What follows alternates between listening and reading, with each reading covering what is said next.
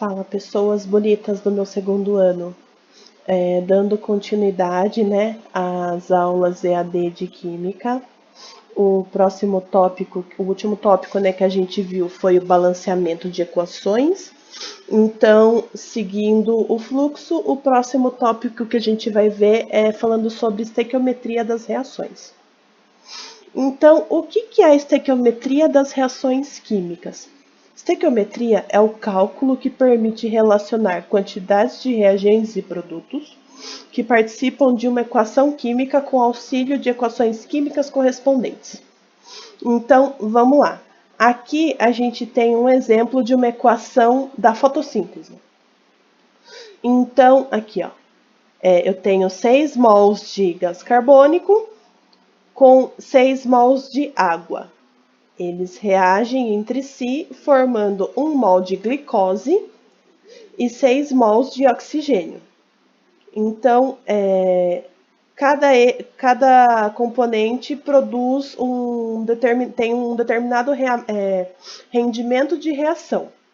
Ou seja, ele tem a quantidade de gramas que ele vai produzir na reação, e é isso que a gente quer atingir com a estequiometria, tá? A gente quer saber as quantidades de reagentes e produtos que participam de uma equação para que essa reação química possa acontecer. Então, aqui, ó, prevendo as massas de produtos de reação. Então, vamos no seguinte conceito. A siderurgia é um dos processos mais antigos da cadeia produtiva, principalmente quando a gente fala sobre a produção de ferro. Porém, essa produção de ferro tem um problema. Ela é altamente poluente. Ela tem muita emissão de CO2, ou seja, de gás carbônico.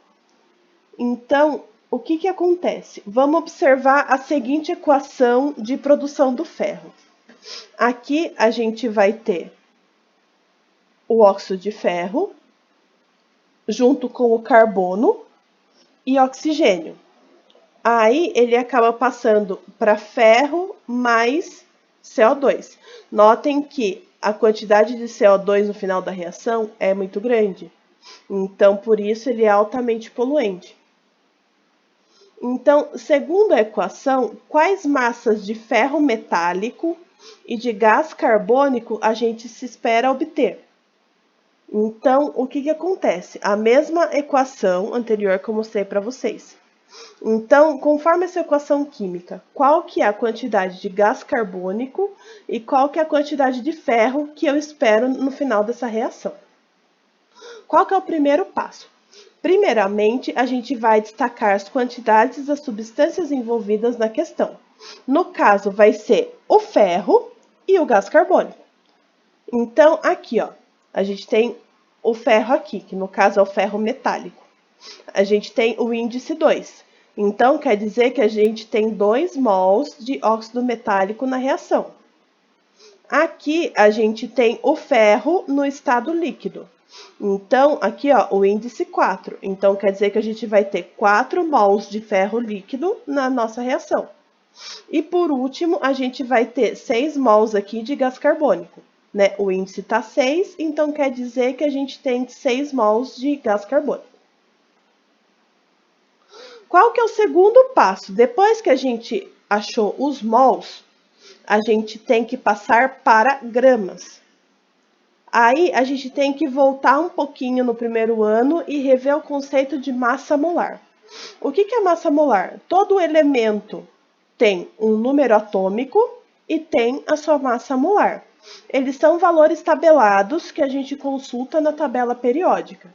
Então, por exemplo, no ferro metálico, a gente tem o quê? Ferro. A massa molar do ferro é 55,84. Depois, a gente tem o oxigênio. O oxigênio, a massa molar dele é 15,99. Pamela, posso usar 16? Posso arredondar? Pode, não vai matar ninguém. Pode dar uma arredondadinha assim, tá? Então, aqui, ó, nós temos 2Fe2O3. Nós temos 2 mols de ferro aqui. Então, 2 vezes 55,84 vai dar 111,68.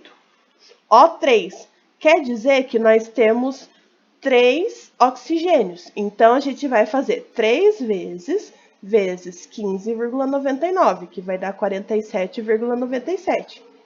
Então, somando esses dois, a gente vai ter o resultado de 159,65.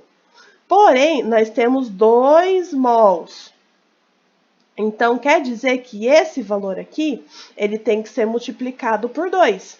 Então, a gente vai fazer 2 vezes 159,65, que vai dar 319,2 gramas. Então, o que a gente tem que fazer? A gente tem que passar de mol para grama. Todos que estão envolvidos na questão. Então, eu tenho ferro aqui. Aqui nesse ferro foi feito a mesma coisa. E aqui no CO2 foi feito a mesma coisa. Então, a gente passa de mols para gramas. Aí, a gente tem a chamada lei de Proust. Segundo a lei de Proust, que é a mesma coisa que lei das proporções constantes, ela diz que toda substância acrescenta uma proporção em massa constante na sua composição. Ou seja, portanto, no exemplo que a gente está usando aqui na equação do ferro, a gente pode aplicar um cálculo proporcional para sabermos a massa de ferro metálico e de gás carbônico que vai ser produzido a partir de 1 tonelada de ferro. Então, o que a gente tem aqui? A gente tem as respectivas gramas que a gente achou, certo? No exercício, ele fala que ele quer produzir 1 tonelada de ferro.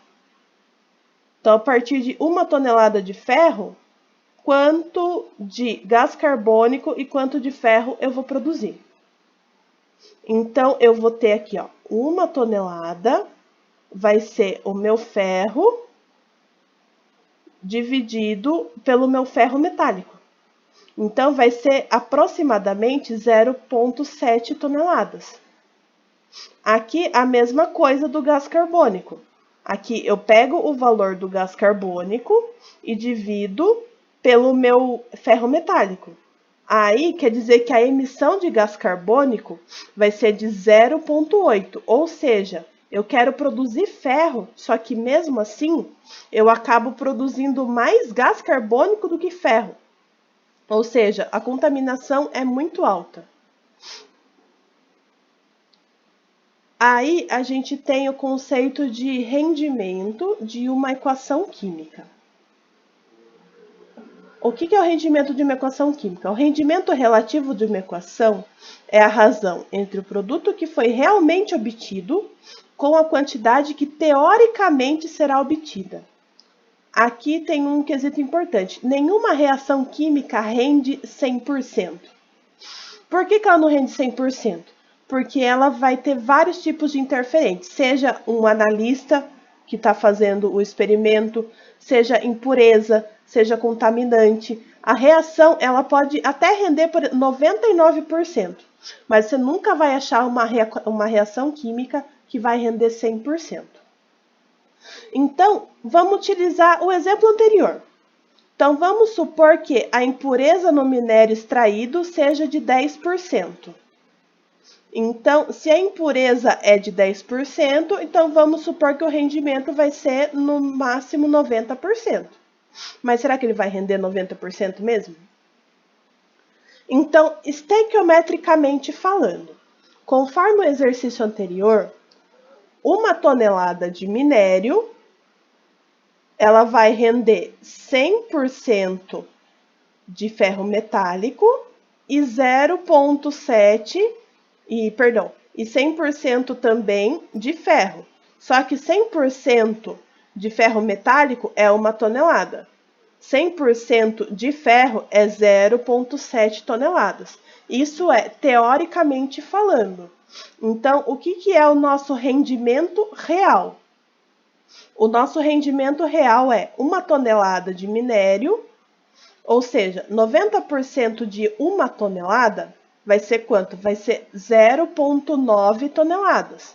Então, o 10% de 1 tonelada vai ser 0,1 só que de impureza. A mesma coisa aqui, ó. Daí, se tratando do ferro, 90% de 0,7 toneladas vai ser 0,63 toneladas de ferro. 10% de 0,7 toneladas será 0,07 toneladas de impureza. Então, aonde eu quero chegar com isso? A gente tem que achar o rendimento relativo. E como a gente acha um rendimento relativo?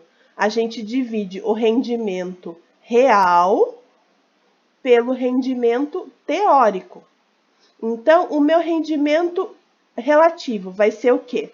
0,63 toneladas de ferro dividido por 0,7 toneladas de ferro teórica. Então, esse aqui, ó, é o rendimento real e esse aqui foi quanto ele rendeu em teoria. Então, 0,63 dividido por 0,7 fica 0,9. Ou então, se a gente quiser passar esse valor para porcentagem, a gente multiplica por 100. Então, vai querer dizer o quê? Que minha equação, né, ela rendeu 90%. Tá? Aí, a gente tem o reagente limitante e o reagente em excesso. Na química, o reagente limitante é aquele que será consumido por completo, em primeiro lugar na reação, fazendo com que a reação termine mais rapidamente. O reagente em excesso será aquele que não vai ser 100% consumido durante a reação química. Perdão. Por que ele não vai ser 100% consumido?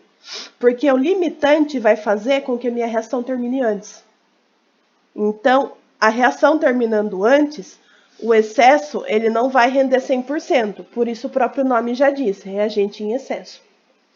O cálculo pode ser feito quando o problema apresenta dois valores distintos de reagentes. Dessa forma, a gente consegue calcular quem vai ser o reagente em excesso e quem vai ser o meu reagente limitante. Aqui a gente tem um exemplo. O zinco e o enxofre, eles reagem para formar sulfeto de zinco. Zinco mais enxofre, a gente consegue um sulfeto de zinco. Sabemos que reagiram 30 gramas de zinco e 36 gramas de enxofre. Então, qual deles vai ser o reagente em excesso? Tá. Qual que é o primeiro passo? O primeiro passo, a gente tem que verificar se a equação química está balanceada. Por isso que a gente viu o conceito de balanceamento de equação química na aula anterior. Então, a equação está balanceada? Sim, ela está balanceada. Eu tenho um zinco de um lado, eu tenho um zinco desse lado. Eu tenho um enxofre desse lado, eu tenho um enxofre desse lado. Então, ela está balanceada. O segundo passo é consultar as massas dos componentes da minha reação. Conforme eu já falei, esses valores são da tabela periódica ou até mesmo o exercício pode dar para vocês. Então, a massa do zinco é 65,38 e a massa do enxofre é 32,06. Terceiro passo, como eu expliquei lá na estequiometria, é passar de gramas para mol. Então, se eu tenho 1 mol de zinco, eu faço a regra de 3 aqui e eu acho a quantidade de mol de zinco de acordo com a massa. Eu tenho 0,46 mols de zinco. A mesma coisa aqui, ó, perdão, eu falei invertido, né? Lá a gente passou de mol para grama, aqui a gente passa de grama para mol. Então, 1 mol de enxofre tem 32 gramas, eu arredondei, tá? Então, x mols vai ter 36 gramas, certo? Então, meu x vai ser 1,12 mols de enxofre. Com a equação balanceada, o que a gente consegue concluir? A gente consegue concluir que 1 mol de zinco, ele vai conseguir reagir com 1 mol de enxofre. Tá? Então, 1 mol de zinco, ele reage com 1 mol de enxofre. Isso é para ele conseguir reagir. Se a gente tem 0,46 mols de zinco, isso significa o quê? Que a mesma quantidade a gente precisa ter de enxofre, ou seja, a gente precisaria ter 0,46 mols de enxofre. Só que a gente achou 1,12 mols de enxofre. O que isso implica? Isso implica que a gente tem a quantidade de mols de enxofre acima do esperado. Então, se ele está acima, a gente pode concluir que o enxofre ele está em excesso. Por quê? Porque eu só precisava de 0,46 e eu tenho 1,12. Então, a gente pode concluir que o enxofre está em excesso.